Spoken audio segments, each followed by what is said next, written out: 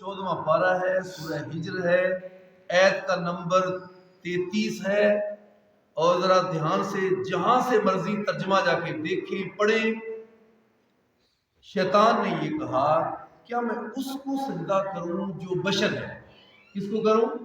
جو بشر ہے، یعنی میں بشر کو سجدہ تعظیمی کر سکتا؟ یعنی شیطان کا پہلے دن سے ہی بشریت سے ٹکراؤ ہے۔ یہ نقطہ ذہن میں رکھیں، بریک بریک چیزیں ہیں وہ ذہن میں رکھیں۔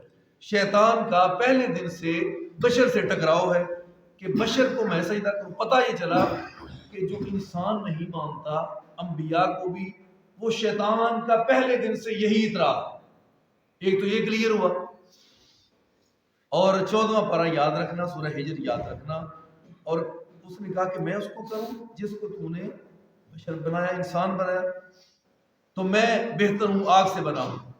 اس نے اپنے ذہن کی مانی۔ دوسری بات یہ ہے کہ جو اپنی من مانی کرے اللہ کی فرما برداری کے سامنے، وہ شیطان ہوتا ہے اور اس کا ٹھکانہ جہنم ہوتا ہے۔ قال فاخرج، جب یہ سارے تھے، یہ پاس اکیلے ہی کھڑا کہنے لگا میں نے سجدہ نہیں کرنا، سارے ملائکہ نے، کلہم نے، اللہ تعالیٰ نے پیچھے فرمایا فسجد الملائکۃ کلہم اجمعون، جتنے ملائکہ تھے ان میں جناب حضرت جبریل سے لے کے حضرت اسرافیل، جتنے بھی ہم سارے ملائکہ بڑے بڑے، سب نے کہا ٹھیک سجدہ کر دیا، مگر ابلیس نے انکار کیا، وہ اڑا رہا۔ پہلا اعتراض کہ بشر ہے اور میں بہتر ہوں، میں بنا ہوں آگ سے اور یہ مٹی سے، میں نے اس کو نہیں کرنا۔ ذہن کی مانی۔ ایک تو شریعت کے سامنے جب اللہ اور اس کے رسول کی بات آ جائے تو پھر کوئی چون و چرا کی گنجائش نہیں۔ قال فاخرج منہا فإنک رجیم، یہاں سے تو دفع ہو جا، نکل جا، تو مردود ہے۔ تو کیا ہے؟ مردود۔ وَإِنَّ عَلَيْكَ اللَّعْنَةَ إِلَى يَوْمِ الدِّينِ، اور تجھ پر قیامت کے دن تک لعنتیں برستی رہیں گی۔ میں نے کل بھی یہ کہا ہے کہ شیطان نے صرف ایک نہیں مانا، صرف ایک نافرمانی پہ وہ مردود ہے، وہ لعنتی ہے، وہ اللہ کی رحمت سے دور ہے، وہ ہمیشہ کے لیے جہنمی ہے۔ کہا اللہ نے دفع ہو جا، یہاں سے نکل جا، جو میرے ماننے والے ہیں یہاں تیرا کھڑا ہونا بھی مناسب نہیں، نکل جا یہاں۔ وَإِنَّ عَلَيْكَ اللَّعْنَةَ إِلَى يَوْمِ الدِّينِ، قیامت کے دن تک تجھ پہ لعنتی ہے۔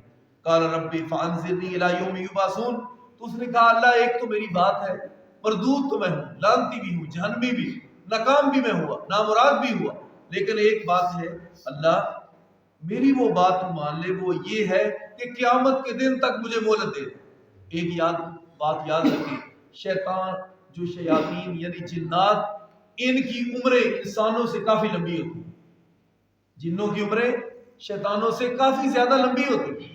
کل میں نے بتایا، اس سے پہلے بھی بتایا کہ سب سے پہلے اللہ نے ملائکہ کو پیدا کیا، ملائکہ نوری مخلوق اور جنات ناری مخلوق، انسان مٹی سے، اور سٹیپ بائی سٹیپ پہلے فرشتے، پھر جنات، پھر انسان۔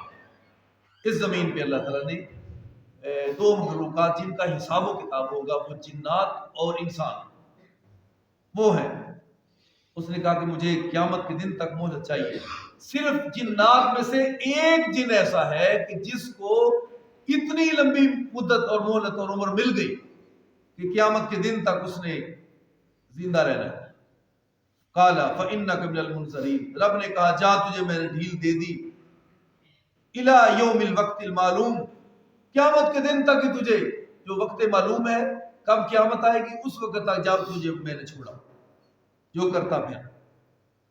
اس نے کہا قال ربی بما اغویتنی لأزینن لهم فی الارض ولأغوینہم اجمعین۔ قال ربی بما اغویتنی، اس نے پھر جاتے جاتے اللہ پہ اعتراض کر دیا، کہا یا اللہ تو نے جو مجھے اس طرح کا بنایا نا، مردود اور لعنتی، یہ تو نے مجھے بنایا۔ حالانکہ اس نے اللہ کی نہیں مانی۔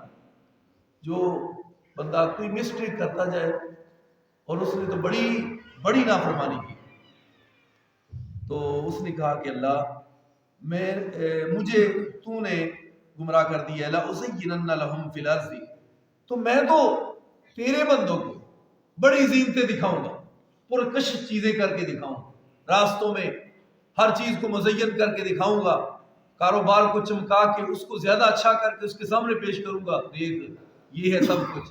کیا بات مانتا ہے تو مولویوں کی، ادھر کہتے ہیں نماز پڑھ، یہ کر، اچھے کام کر، چھوڑ، وہ تو ان کا کام ہے، وہ کرتے ہی رہے۔ دیکھیے کتنا پرکشش چیز ہے یہ، دیکھ ادھر فلم میں کیا ہو رہا ہے، ادھر دیکھ ڈانس میں کیا ہو رہا ہے، دیکھ شراب کے دور چل رہے ہیں، تجھے نہیں پتا تو کس دنیا میں رہتا ہے؟ شیطان کہتا ہے میں ایسی ہر چیز کو پرکشش بنا بنا کے تیرے بندوں کے سامنے کھڑی کروں گا، پھر کیوں نہیں جو گمراہ ہوں گے، وہ تو گمراہ ہوں گے پھر، تو میں اپنے کام میں پورا اتروں گا، میں ان کو گمراہ کروں گا، لأغوینہ، میں ان کو گمراہ کروں، اجمعین، سب کو، ایک کو نہیں، بڑے بڑے پیروں کو، بڑے بڑے علماء کو، بڑے بڑے قراء و حفاظ کو، محدثین و مفسرین کو، اولیاء کرام کو، میں ان کو پوری کوشش کروں گا، الا عبادک منہم المخلصین، ہاں مگر جو تیرے خالص ہیں ان پہ تو میرا زور نہیں چلنا، وہ تو تیرے خالص ہیں، ان پہ میری بات نہیں بنے گی، باقی جو بندے ہیں ان سب کو میں پوری کوشش کر کے اپنی طرف لاؤں گا اور جہنم میں لے کے جاؤں گا، الا عبادک منہم المخلصین، مگر جو بڑے پکے خالص ہیں وہ ٹھیک ہے۔ قالا ھذا صراط علیہ مستقیم، رب نے درمیان میں یہ بات فرما دی، یہ ہے میرا صراط مستقیم، میری طرف آنے کا سیدھا راستہ، میں نے لوگوں کو بتا دیا یہ راستہ ہے، یہ راستہ ہے، میری عبادت کرنا یہی صراط مستقیم ہے۔ اللہ اور اس کے رسول کی بات کو ماننے کا نام ہے صراط مستقیم۔